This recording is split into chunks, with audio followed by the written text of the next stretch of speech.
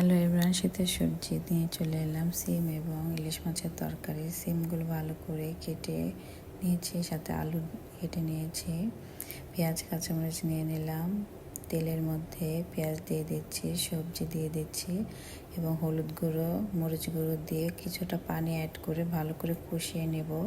অপর পাশে ইলিশ মাছগুলো পানি দিয়ে গরম করে তা দিয়ে দিচ্ছি।